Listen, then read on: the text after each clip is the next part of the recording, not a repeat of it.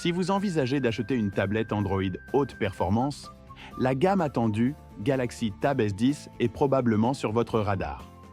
Cependant, des rumeurs récentes suggèrent que cette série pourrait abandonner de manière inattendue le plus petit modèle habituellement trouvé dans la gamme Tab S. Le célèbre analyste d'affichage Ross Young a partagé son point de vue sur X concernant le calendrier de production prévu pour les Galaxy Tab S10 Plus et S10 Ultra.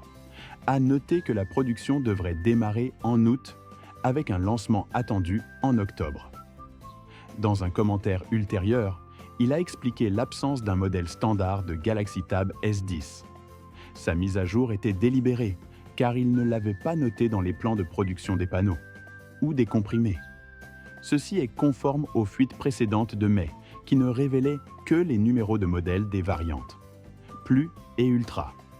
Initialement, nous avions émis l'hypothèse que cette absence pourrait être due au stade précoce du développement pour la série, mais il semble désormais raisonnable que Samsung l'annule complètement son modèle de base.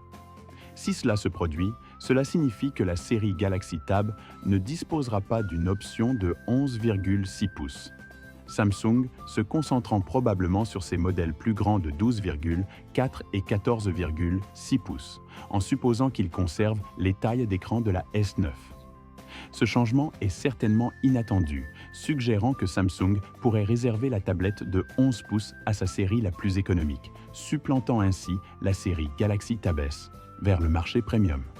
Entre-temps, des scores de référence pour les S10 Plus et S10 Ultra ont émergé, indiquant que le nouveau chipset Dimensity 9300 Plus pourrait surpasser le Snapdragon 8 Gen 3.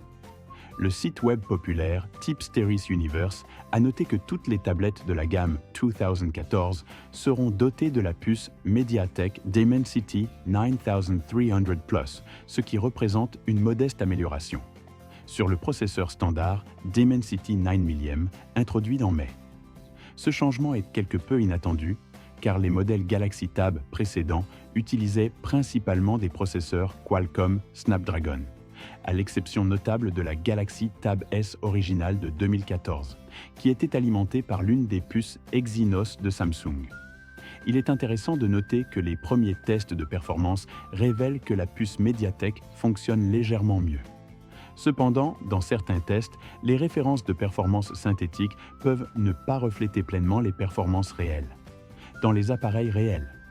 De plus, le rapport Geekbench souligne que la RAM restera à 12 Go, ce qui est cohérent avec la série Tab S9, alors que la variante Ultra devrait offrir 16 Go de RAM, elle sera probablement limitée à des régions et configurations spécifiques. Le Dimensity 9300 Plus devrait surpasser le Snapdragon 8 Gen 3 en termes de chipset et de performance Galaxy, et compte tenu de son coût potentiellement inférieur par rapport à l'offre de Qualcomm, cela pourrait constituer un avantage stratégique pour Samsung. Alors, que pensez-vous de la décision d'utiliser une puce MediaTek? Samsung devrait-il envisager d'utiliser un processeur Snapdragon? Merci d'avoir regardé avec Android+.